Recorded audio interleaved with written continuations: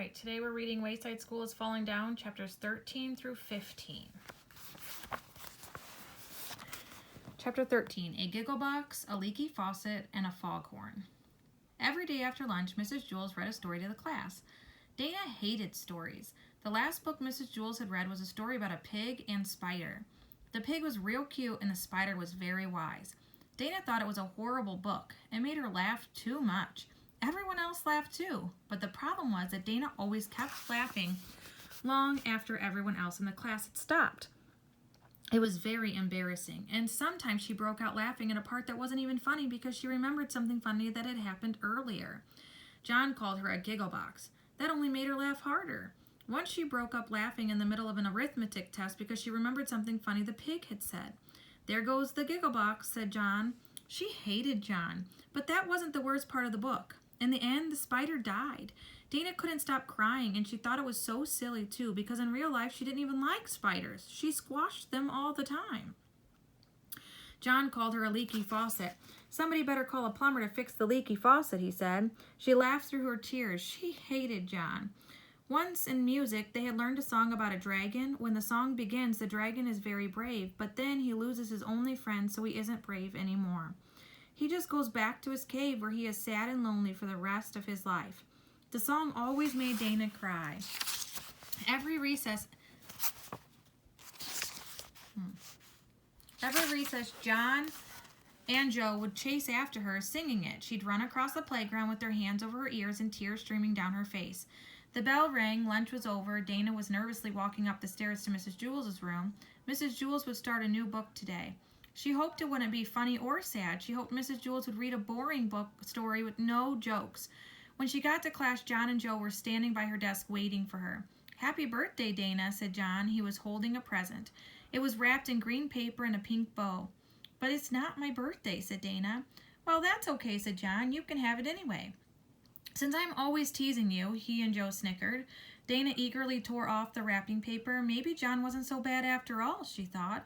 It was a box of tissues. John and Joe laughed hysterically. "That's not funny," said Dana. She raised her fist and started to chase after them.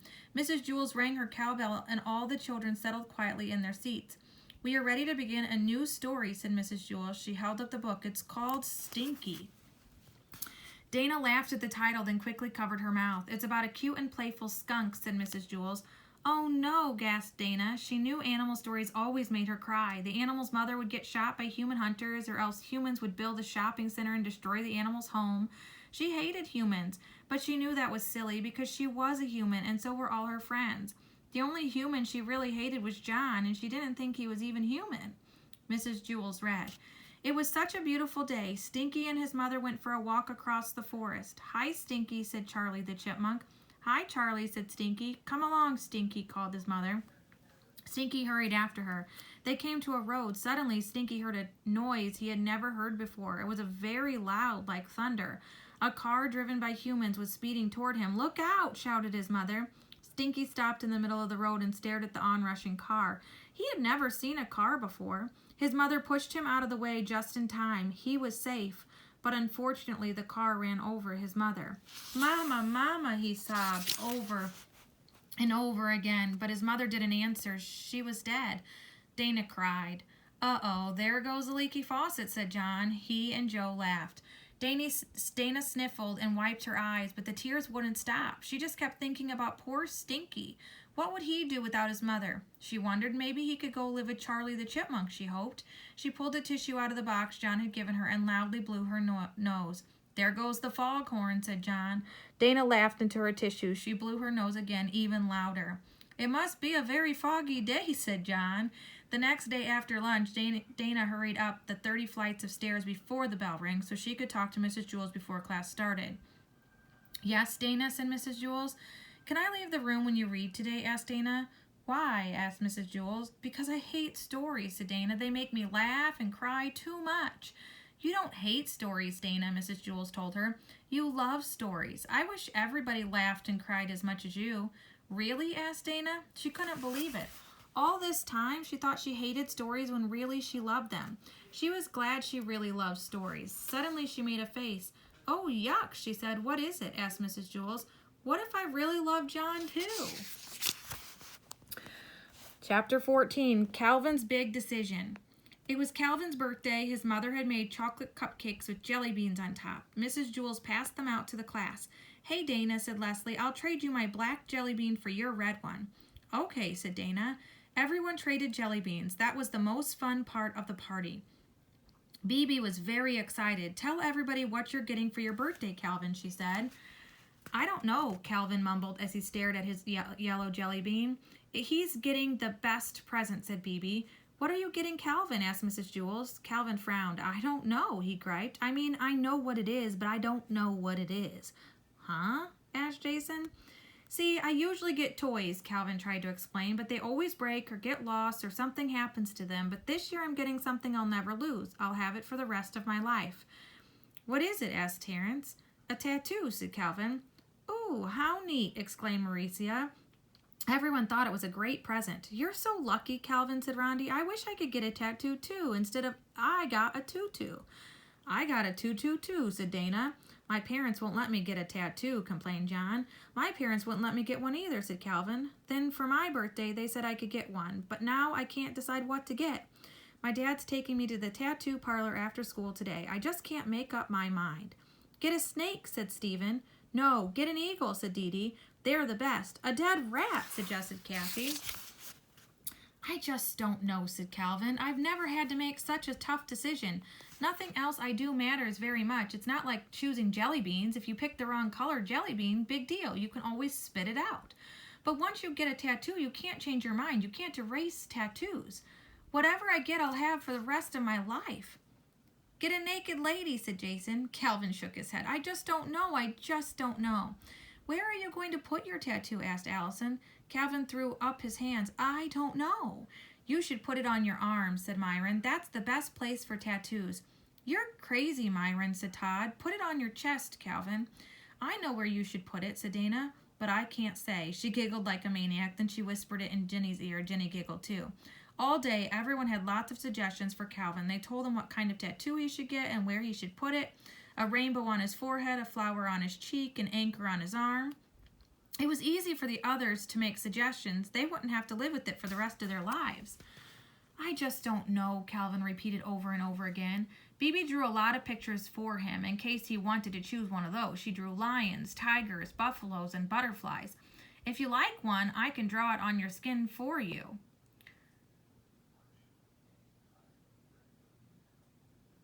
I lost my place. "If you like one, I can draw it on your skin for you," said Bebe. "Then the tattoo man can trace over it." "I just don't know," muttered Calvin. "I just don't know."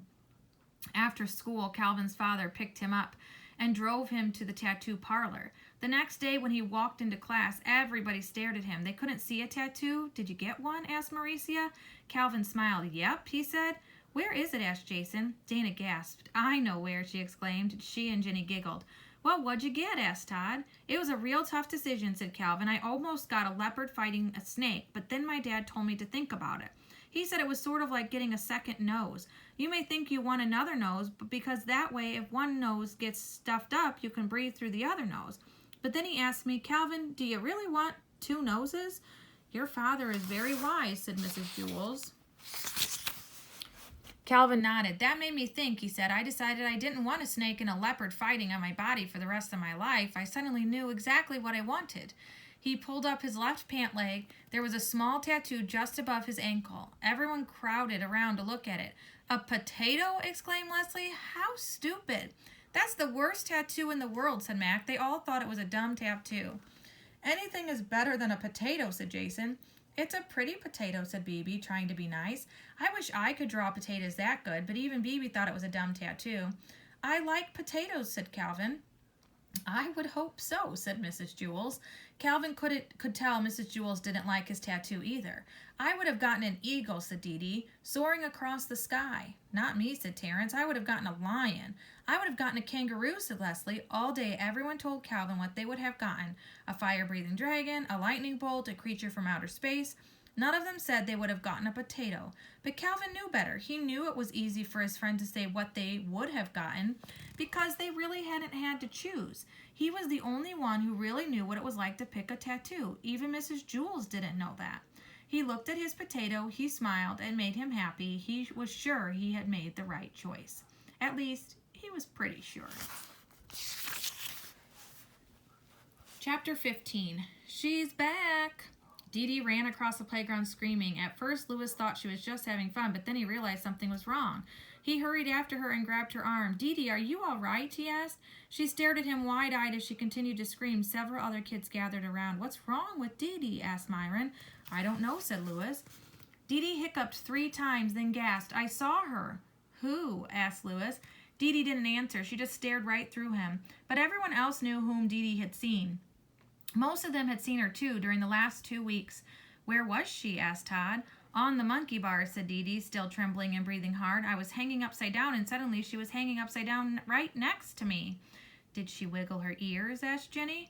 Only one, said Dee Dee. I jumped off and ran away before she could wiggle the other one. That's good, said Rondi. Who is she? Asked Louis. A hippopotamus? No, said Myron with a laugh. Why do you say that? Because when a hippopotamus gets mad, it wiggles its ears.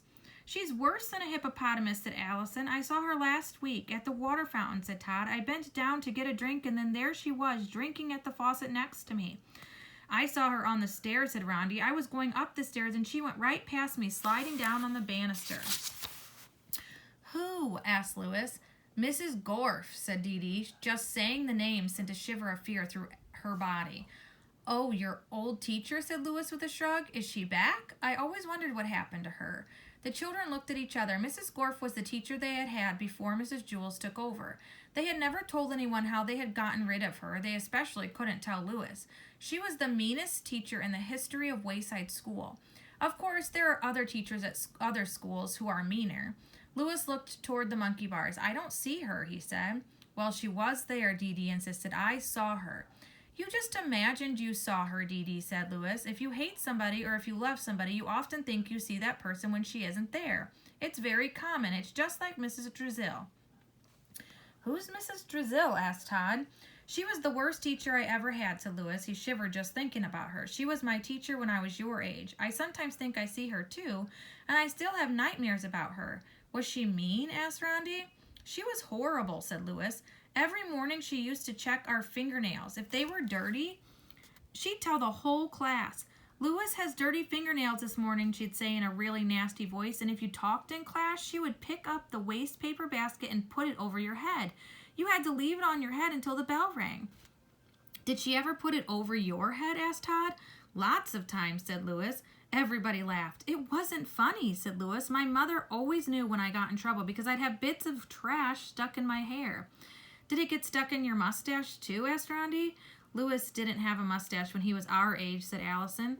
Did you, Louis? She asked. Suddenly, Louis screamed. Everyone stared at him. She's back, he shouted as he shook with fear. Then he slapped himself in the face. Excuse me, he said. Sorry, for a second I thought I saw Mrs. Drizzle. He turned to Dee Dee. Come on, let's go to the monkey bars. No, declared Dee Dee. I'm not going back. I'm never getting on the monkey bars again. Louis took hold of her hand. Mrs. Gorf isn't there, he said. You just imagined her. They headed to the monkey bars. No one else dared to follow.